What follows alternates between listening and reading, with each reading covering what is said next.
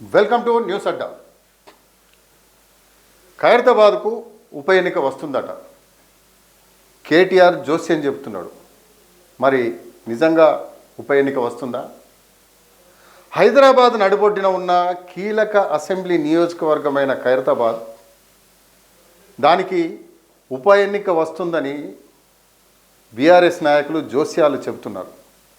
దాంతో మరోసారి తెలంగాణ రాజకీయాలు ధూమ్ధాంగా కొనసాగుతాయా అంటే అవుననే సమాధానం వినిపిస్తుంది.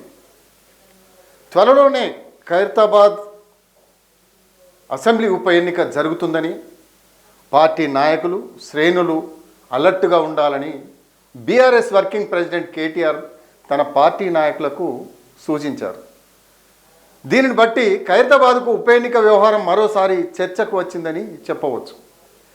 తాజాగా ఆయన ఖైరతాబాద్ బీఆర్ఎస్ నాయకులతోటి భేటీ కావడం జరిగింది. స్థానిక రాజకీయ అంశాలపై కూడా చర్చించారు. ఈ సందర్భంగానే ఖైరతాబాద్ ఉప ఎన్నిక త్వరలోనే జరగనుందని, పార్టీని గెలిపించుకోవడం అత్యంత కీలకమని ఇక్కడ కేటీఆర్ వ్యాఖ్యానించిన సంగతి తెలిసిందే. పార్టీ ద్రోహులకు బుద్ధి చెప్పేందుకు అందరూ సిద్ధంగా ఉండాలని పరోక్షంగా ప్రస్తుత ఎమ్మెల్యే దానం నాగేందర్పై ఆగ్రహం వ్యక్తం చేసిండు.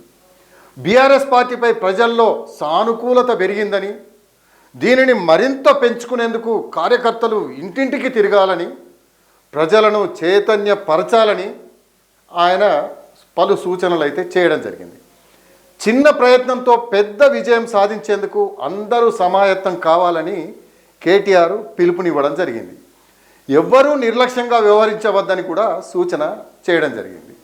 ఖైరతాబాద్ నుంచి 2023 ఎన్నికల్లో బీఆర్ఎస్ తరఫున దానం నాగేందర్ విజయం అయితే సాధించిండు.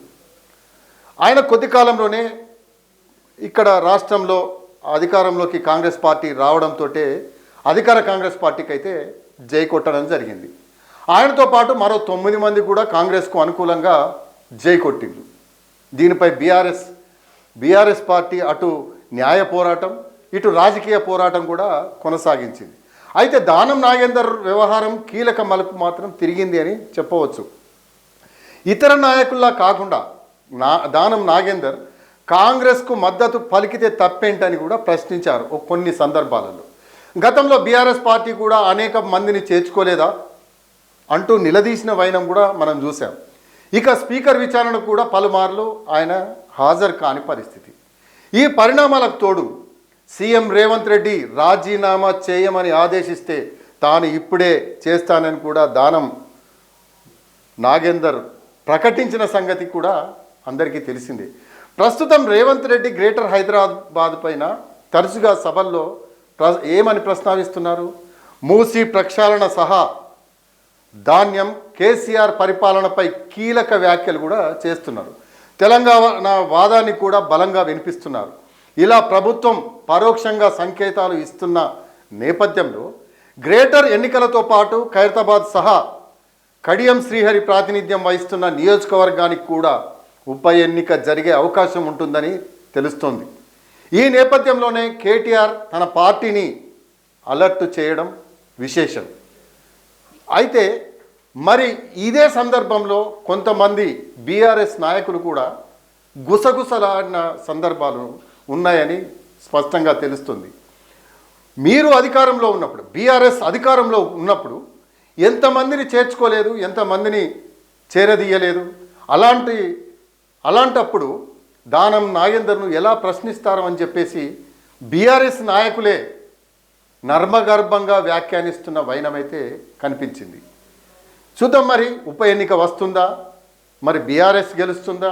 అధికారంలో కాంగ్రెస్ పార్టీ గెలుస్తుందా? నిజంగా ఉప ఎన్నిక వస్తుందా రాదా అనేది కూడా ఒక చర్చ అయితే కొనసాగుతుంది. కానీ కేటీఆర్ మాత్రం నిజంగా ఉప ఎన్నిక వస్తుందని కార్యకర్తలను అప్రమత్తం చేయడం ఇది జోస్యం అనుకోవాలా, నిజం అనుకోవాలా? వేచి చూద్దాం.